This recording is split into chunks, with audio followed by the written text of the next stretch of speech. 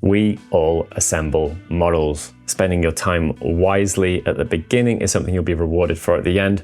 Whether you hate it, building models, or you love building models, I hate it so much. I think we can all agree that it's quite important, or at least a very fundamental stage. So just like using the best quality brushes for the task, I think we should use the best quality tools. And these are the top 5 tools that I cannot live without for building miniatures. Let us know your suggestions down below. I'll give some details of a giveaway at the end of the video. It's not a very long one, so you don't have very long to wait. For now though, let's jump in. We all build models. We all need to build them to paint them. I guarantee there is something here for everyone. You're not using these tools, and if you got these tools, you maybe not use them like me either. Particularly check out the rounded knife blade.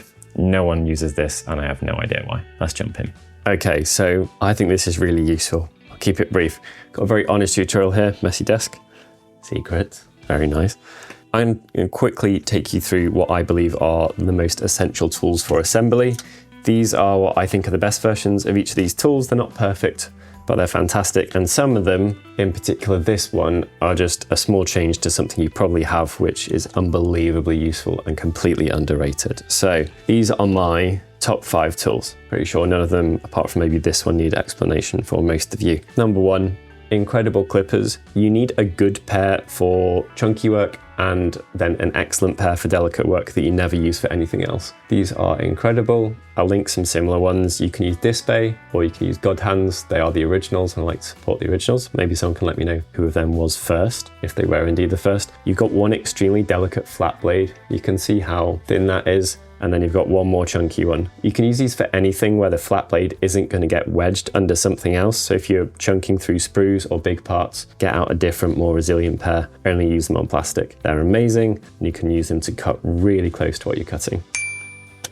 Right, your glue, pretty important. This is my favorite needle applicator. You can use it pretty precisely for overgluing. If your temperature has gone from cold last time you painted to hot this time you painted, you might get a little bit of a volcano, but you just squeeze out the excess. These last for forever, like really long. If they block, you can run the flame of a lighter through them or poke a needle down them as well, so don't throw them away. Just put the cap back on and they'll barely ever block. Okay, not so special, good hobby knife. If you have a brand new blade, I think a lot of people don't realize this. Let me try and do this on purpose. It's always difficult to make mistakes on purpose. I can do them whenever I'm not trying. So if your blade is too sharp, you can get like stuttering, so that'll stop you from scraping stuff off smooth. You can do 2 things to alter this, or 3 I guess. Number 1, use an older blade. Number 2, the closer to the base of the blade you are, the less the blade is going to flex and vibrate, and that'll stop it skipping over the surface that you're doing. So you can scrape closer to the base of the blade, and you can also increase the angle like that, and that'll really help. So yeah, older blade, use closer towards the base and change the angle. I'll show you how you can scrape off curved areas like this. So you don't have to have a curved blade to do a curved area. What you do simply is you modulate. Now, something to be mindful of is that you've got a pointy end on the end of this, and if you don't think carefully, you'll end up scraping a great big gouge down there. That's really irritating. So be mindful of where the end of the blade is, and then just keep turning, keep turning, keep turning. And you can get a pretty good job of getting what is a relatively smooth rounded surface, even though you're using a straight blade. Now, what if you need to get into somewhere? Things change completely because you just can't, you can be really careful. So I'll scrape this guy. Sticking out bit is fine, and I can twist, I've got access. See there, so we are now perfectly smooth, which is wonderful. I can scrape to a point here, but I'll get to, if I push it any further, I'm at risk of kind of gouging in with that. This is an X-Acto knife. It's my absolute favorite. Some people prefer flat-handled ones. I've used this one for literally like a decade at this point, I think. That is a X11 blade, which is the most common one. This is an X10 blade, and it's curved. You can get ones that hook around that look really aggressive. This is curved away. And what this opens up is the ability to get into places you just couldn't. So I couldn't get there because there's hair in the way from this angle and stuff like that. Because this is curved, it opens up a huge amount. This is a really underrated piece, and you literally just have 2 knives, or you change around the knife blade and you're good to go. You can buy a pack of 10 of these, and because you don't use it often, this is like my 2nd pack ever in 20 years. So you will get your money's worth. Get a good one, otherwise they will blunt fast. But yeah, that will help you get into areas. Right, so this is a strip of sanding sponge. It's more resilient than sanding paper, but it's not rigid. Files are great, but files will leave gouges in stuff. Again, you have to treat them kind of like the knife. The thing that's unique about this that you just can't do with other stuff is this is less fiddly than it looks. Take it, stretch it out to keep it taut, and you can perfectly sand off rounded areas. Obviously, if it's too wide, it will hit areas either side, so you can cut a thinner one. I'll show you how to cut them in a sec. But being able to go perfectly smooth like that is just out of this world. It's super useful, and you can cut at an angle even to allow yourself to give me some horns. So you can see that I've cut this off to make it like a blade itself. If there's somewhere that you couldn't get in normally, like some of these little horny knobbles, that allows you to make a tool.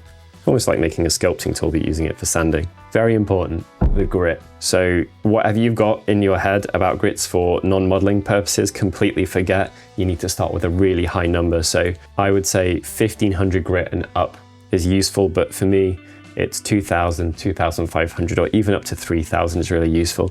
The thing that makes the biggest difference is how old it is. Actually, if it's brand new and it's 3000, it's going to scrape more than 2000 that's ancient. You can see this is starting to degrade and fall apart because I've used it for forever. So this is a really old one. You can see it starts cracking. Obviously it's useless on the edge, but that's really soft. That was 3000, so that's like paper now. So we have 1000 here, which is a little bit too coarse for my liking. But what I do to cut it simply is take it. It's useful for them to be straight. You don't want them wiggly. So I would use a ruler and then cut it from the back with your X-Acto blade all the way down and just cut it to whatever width you want. You'd be surprised. You can actually get use of, I should use a ruler here. Pretend I'm using a ruler.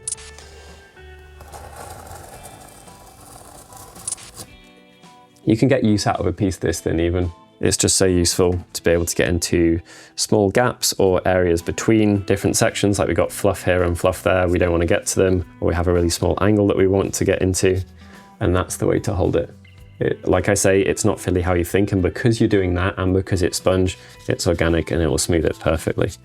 Right, so we've done organic overglued gap filling, so we just put too much glue on there and then we were patient, we let it sit. You need to scrape until you've removed all the lines, or at least you've vastly broken them up. So I'd have to get rid of this little section here that you can see, which I just do with sanding at this point. I grab this. If there's any areas you can't get into between the curved X10 blade and this, you should be able to do a pretty good job. Now, if you want to maintain a sharp point, areas like this are a nightmare. We've had two joins. They should have joined perfectly. They haven't. So we've got to do what's kind of like sculpting here. So I'm going to push it to a point carefully from one side and from another. And you've got to be quite brave here because you've got to go until you've essentially sculpted a point by removal. When it comes to the sanding, you have a difficult decision. You can use a file here and it would actually be useful. If you do it like that, you're going to round it off. Might not look bad, but if you're wanting to kind of maintain that point, then rather than going backwards and forwards, just go one way. And you can put a finger behind it or something like that and push off, rather than flopping it over it and kind of scraping it down. And with this type of stuff, it's always about breaking the association. There's a line there, so if you get pretty much the vast majority of it, that's really helpful. These, once it's been cut to size, you can get in at right angles way better than you'd think. So areas like this become a little bit less scary. And it's just a combination of gently shaving bits off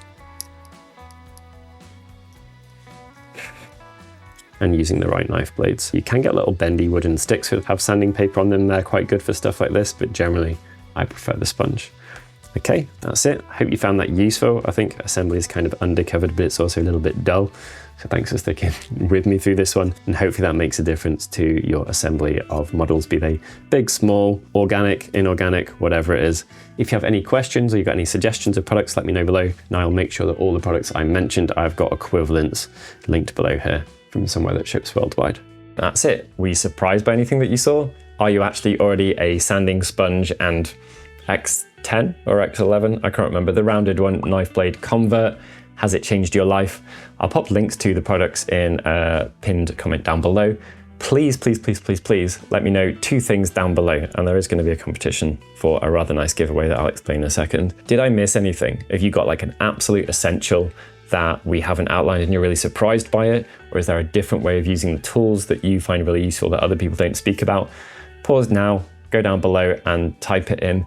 Have a look down below, and if someone has made the same suggestion that you were going to make, you can either make it again or you can like their comment. The ones that are liked the most will appear towards the top, and then other people can use this as a kind of like library of information on cool assembly product tips and tricks. Finally, do you want us to cover more on assembly? I think it's really important, but I don't think people particularly click. It's not sexy, is it, as a subject? It's not painting cool blood angels or something. I've been failing at that recently though, so maybe they're not so cool anymore. Do you want to see how we fill gaps more? Use of sprue goo, green stuff, anything like that? Let us know if there's something that you would really love to see covered. Anyway, thank you very much for watching the video. Get your suggestions down below to be in with a chance of winning the sexiest clippers around, a brush set of your choosing, and a texture palette of your choosing. It's a big one.